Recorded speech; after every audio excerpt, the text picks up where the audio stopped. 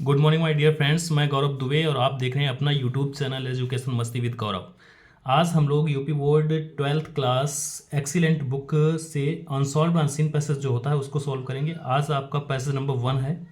तो हम लोग सबसे पहले इसकी हिंदी मीनिंग निकालेंगे, उसके बाद में हम लोग बड़े ही आसानी से इसको सॉल्व कर पाएंगे। और मैं इस बात का आपको विश्वास दिलाता हूँ या वादा करता हूँ आपसे कि जब ये वीडियो लेक्चर कंप्लीट होगा तो आपके लिए ये बहुत ही आसान होने वाला है।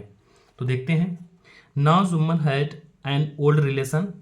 जुम्मन की एक पुराने रिश्तेदार थी, ये मैटरनल आंट, उसकी मौसी, यानी जो मौसी थी वह जुम्मन की एक पुरानी रिश्तेदार थी। हु हैड सम प्रॉपर्टी, जिसके पास कुछ संपत्ति थी। This she transferred to him by a deed, जिसे उसने उसको हस्तांतरित कर दिया था बाय ए डीड। डीड का मतलब होता है एक दस्तावेज के द्वारा। ऑन द अंडरस्टैंडिंग, इस शर्त पर, दैट की she would be well looked after, कि उसकी अच्छे से देखभाल की जाएगी। सो लॉन्ग एज, जब तक कि द डीड रिमेंड अनरजिस्टर्ड, जब तक डीड जो थी वह अपंजीकृत रही यानी पंजीकृत नहीं हुई।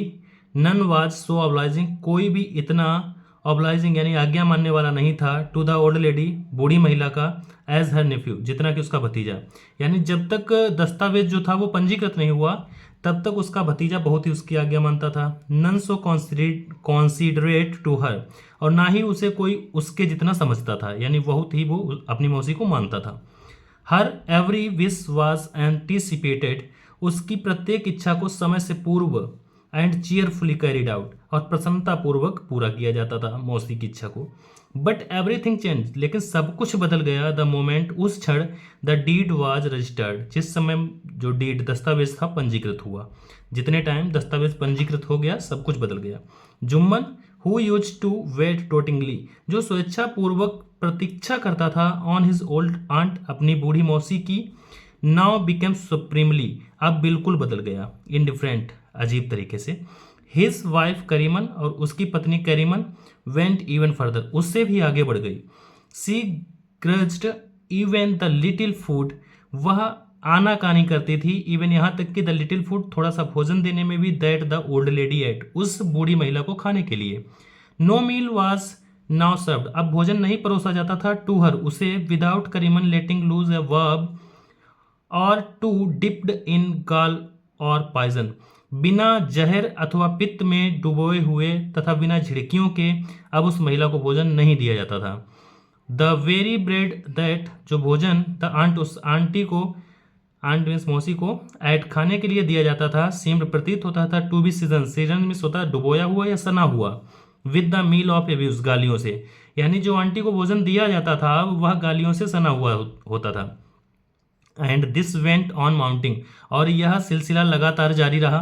करीमन वुड से, करीमन कहती थी, how long is the old hag going to live, कि यह बूढ़ी चुड़ैल कह सकते हैं, हैग मीन्स चुड़ैल भी होता है, या डायन कह सकते हो, यह बूढ़ी डायन कब तक जिएगी। By giving us a few acre of vast land, हमें, वास्ट मीन्स होता है बेकार की, हमें बेकार की कुछ एकड़ जमीन दे करके, सी थिंक्स, वह विचार करती है, वह सोचती है, सी हैज़ बॉट अस, उसने हमें खरीद लिया है। यह जुम्मन की पत्नी जो है करीमन वो बोल रही है।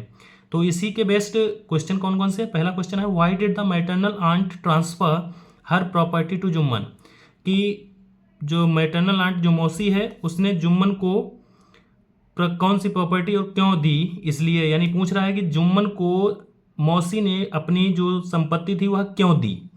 तो इसका सीधा सा आंसर है, maternal aunt transferred her property to Jumman because, understanding, यह समझ करके, दैट की she would be well looked after, कि उनकी अच्छे से देखभाल की जाएगी। नेक्स्ट क्वेश्चन है, when did Jumman become indifferent to the old lady, Jumman का व्यवहार ओल्ड लेडी यानी बूढ़ी महिला के प्रति कैसे और कब बदल गया।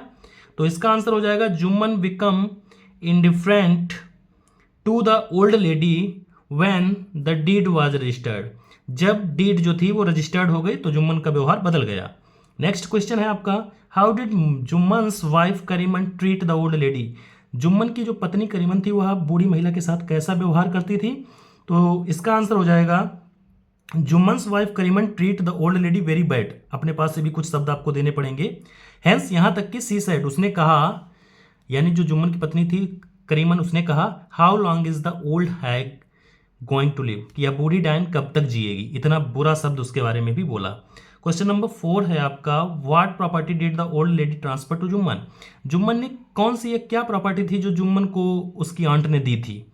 तो इसका सीधा सा सिंपल जवाब हो जाएगा the old lady transfer to Jumman few acres, vast land नहीं कहना, ये तो वो करीमन बोल रही है, लेकिन few acres land which had या ऐसे करके विच सी हैड, जो उसके पास थी, ये उसने प्रॉपर्टीज को दी थी। नेक्स्ट आपका है, इसमें पूछ रहा क्वेश्चन नंबर 5 में कि write down the synonyms of considerate. Considerate का सिनोनिम्स क्या होगा। कॉन्सिडरेट मीन्स होता है पहचानना या समझना, तो इसका सिनोनिम अंडरस्टैंड हो जाएगा, थॉटफुल हो जाएगा, थिंकफुल हो जाएगा, जो भी आपकी मर्जी हो वो करिए। नेक्स्ट है आपका एंटोनिम पूछ रहा, right down the antonym of anticipate. Anticipate का मतलब होता है पूर्वा अनुमान लगाना या पहले से ही जानकारी होना, अंदाजा लगाना भी बोल सकते हो। तो इसका हो जाएगा अनएक्सपेक्टेड कह सकते हो या सरप्राइजिंग बोल सकते हो। ठीक है, अनएक्सपेक्टेड जिसकी आशा ना हो ऐसे करके, या सरप्राइजिंग आश्चर्य कर देने वाला। नेक्स्ट है right down the synonym of which, यानी विच का सिनोनिम पूछ रहा समानार्थी या एन अगली ओल्ड मैन, एक बदसूरत बूढ़ी महिला के बारे में कोई समानार्थी शब्द बताओ। तो आपका दे रखा है इन्होंने हैग। हैग मीन्स होता है बूढ़ी यानी बदसूरत चीज को बदसूरत महिला कह सकते हो, या हम लोग सीधा यहाँ पे चुड़ैल कहते हैं, या वही क्या बोलते थे उसको, डायन भी बोल। तो ठीक है, आज ये आपका एक अनसीन पैसेज कंप्लीट हुआ।